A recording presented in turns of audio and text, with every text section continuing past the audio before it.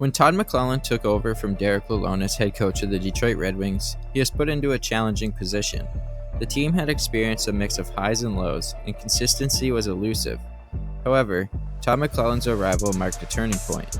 The Red Wings embarked on a 7-game winning streak and showcased a renewed spark and strategic prowess. Although this impressive run didn't immediately catapult them up in the standings, due to teams like the Montreal Canadiens and Columbus Blue Jackets, who also went on impressive streaks of their own at the time, kept the Red Wings around the same spot in the standings they were when the win streak started. Then, as expected, the new coach boost started to wear off. Detroit hit a rough patch, winning just one of their next 4 games, while being outscored 11-3. But like the story of this season has been, the Detroit Red Wings have bounced back again. As of today, they're on their second 7-game winning streak of the season and find themselves still in the playoff picture.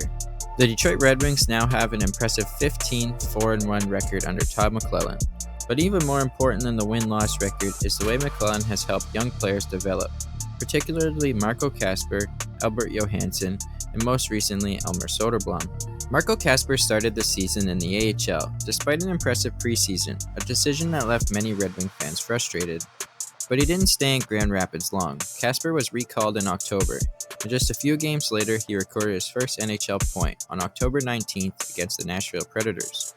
11 games later, he scored his first NHL goal against the Anaheim Ducks. Under Derek Lalonde, Kasper was stuck in the bottom 6 role, getting limited ice time and not having the opportunity to truly showcase his skill set. By the time Lalonde was fired on Boxing Day, Kasper had just 7 points, 2 goals, and 5 assists. That all changed when Todd McLellan took over.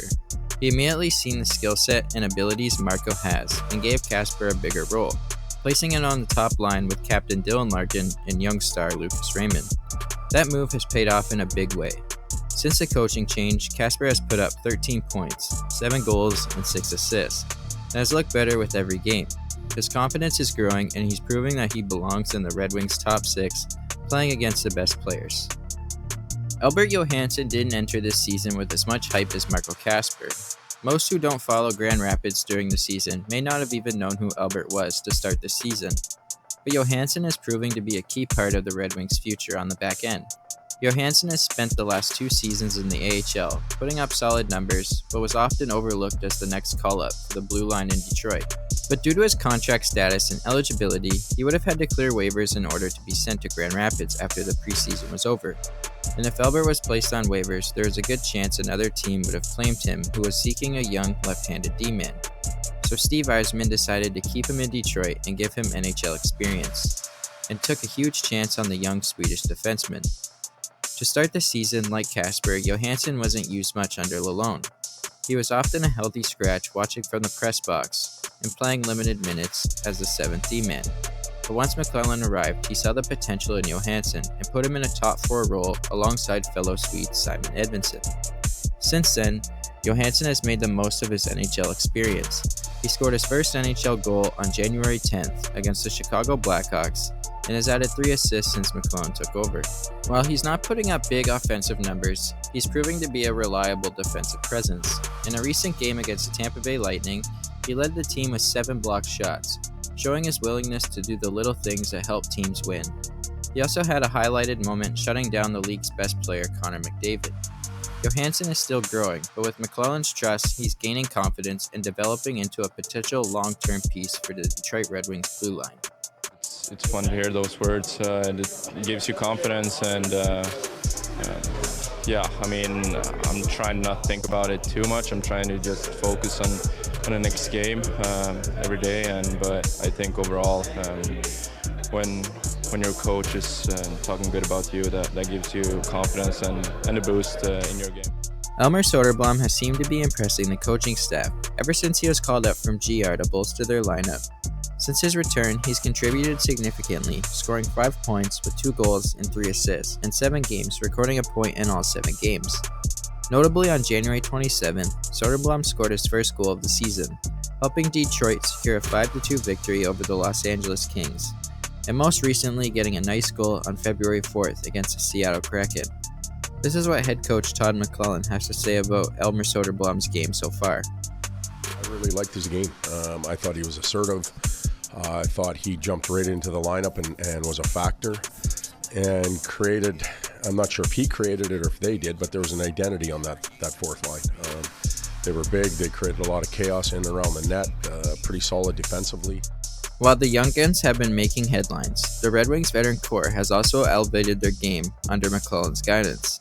Since December 26, the trio of Dylan Larkin, Alex DeBrincat, and Lucas Raymond have been particularly impactful. Starting with Captain Dylan Larkin, who has a total of 23 points in 19 games played, with 11 goals and 12 assists, on pace for a career season. While Raymond has been impressive all season, lately under McLellan, he's been even more impressive, recording 25 points in 19 games played, with 6 goals and 17 assists. And then there's Alex DeBrincat, who is on pace to better his production than last season, currently sitting with 23 goals, 20 assists, and 54 games played this season. Under Todd McLellan, Alex has posted a total of 18 points in 19 games played, with 10 goals and 8 assists. And finally, Patrick Kane, who had a very disappointing start to the 2024-25 season, only having 14 points in the first part of the season. But since the coaching change, Showtime has returned, recording 16 points in 15 games played, with 6 goals and 10 assists, with his most recent highlight becoming the all-time shootout goals leader, passing longtime teammate Jonathan Toews, scoring a beautiful shootout winner against the Kraken, going vintage Patrick Kane. Their combined efforts have not only bolstered the team's offense, but have also provided invaluable mentorship to emerging players like Kasper, Johansson, and Soderblom. McLellan's impact isn't just about giving the young players more ice time, it's about putting them in positions to succeed. He's encouraging a more aggressive, structured style of play while allowing his players the freedom to make plays. That balance has helped young guys like Kasper and Johansson take major steps forward, while giving Soderblom the ability to show why he spent 21 games in the NHL last season. His system also benefits the team as a whole. He's made changes to the penalty kill, emphasized a strong forecheck, and adjusted line combinations to maximize chemistry. All of that has helped turn the Red Wings into a much more competitive team. As Detroit continues to fight for a playoff spot, the development of young players in the organization will be crucial. McLellan has already shown that he trusts his young players, and if they continue improving, they could become key pieces to the Red Wings core moving forward. But what do you think of McLellan's impact so far? Do you think the team will continue to thrive under him? Let me know your thoughts in the comments below. If you enjoyed this video, let me know by leaving a like and subscribe if you really enjoyed. Hope everyone has a great one, and as always, let's go Red Wings.